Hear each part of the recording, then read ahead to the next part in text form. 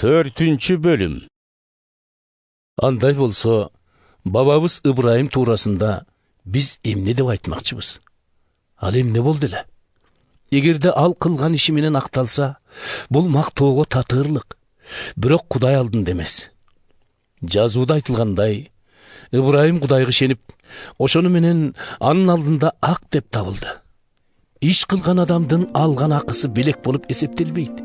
Бул анын ишине жараша алган тиешеси. Ал эми ким кылган ишине таянбастан адилетсиз адамды кечирип актай алар Кудайды эч тутса, ишенгенин көрүп, Кудай аны өзү актап алат. Дөөт да ушуну эске алып, кылган ишине карабай, Кудай өзү актап алган адам ырыстуу деп айткан.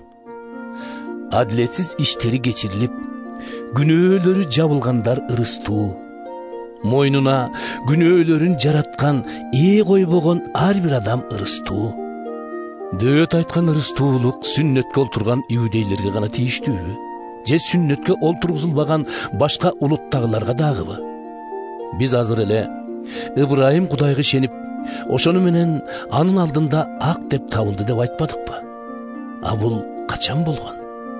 Ибрайым сүннөткө олтургандан кийинби, же ошого чейинби?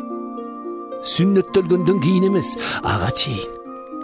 Анын сүннөтү кийин кесилип, сүннөттүн өзү Кудай аны сүннөткө олтура электеле ишенгендиги үчүн актап алгандыгынын белгиси болгон. Ошентип, сүннөткө олтурбаганына карабай, Кудайга ишенген үчүн актала тургандардын баарынын түп катасы Ибрайым болуп калды. Ошондой эле, ал сүннөткө олтургандардын, бирок сүннөттөн тышкары анын сүннөттөлгөнгө чейинки ишениминде ишенимге болгондордун да атасы. Кудай Ибрайымдын жана анын урпактарынын энчисине бүткүл дүйнө тиерин убада кылганда, ал муну Ибрайым мыйзам талаптарын аткарган үчүн эмес, ишенип, ишеним аркылуу ак деп табылган үчүн кылган. Эгерде мыйзам талаптарын аткаргандар мураскор болушса, анда ишеним куру бекер болуп, убада өз күчүн жоготмок. Мыйзам Кудайдын каарын гана алып келе алат. Бирок мыйзам жок жерде аны бузуу да жок.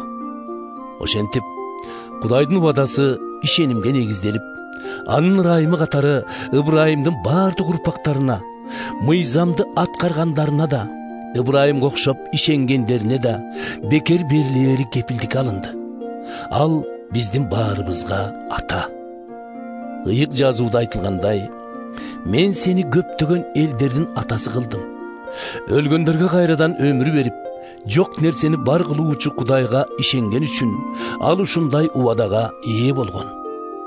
Үмүтүнөн кол үзгүдөй болгон кезде да Ибрайым үмүтүнөн жазбай, ыйык жазууда укум тукумуң сан жылдыздай көп болот деп жазылгандай, убадага ылайык көптөгөн элдердин атасы болооруна ишене берди.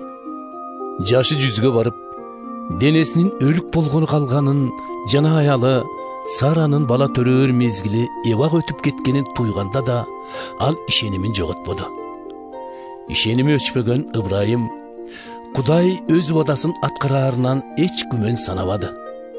Ишениминен кубат алып, ал Кудайды мактап турду. Кудай эмнени убада кылса, ошону аткарууга кудуреттүү экенине ал толук ишенди. Мына ошондуктан ишенгени үчүн Ибрайым Кудай алдында ак деп табылды.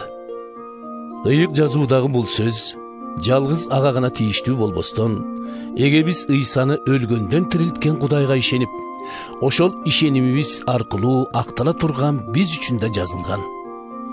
Күнөөбүздүн кунун төлөш үчүн Ыйса курмандыкка берилип, бизди Кудай алдында акташ үчүн өлгөндөн кайра тирилген.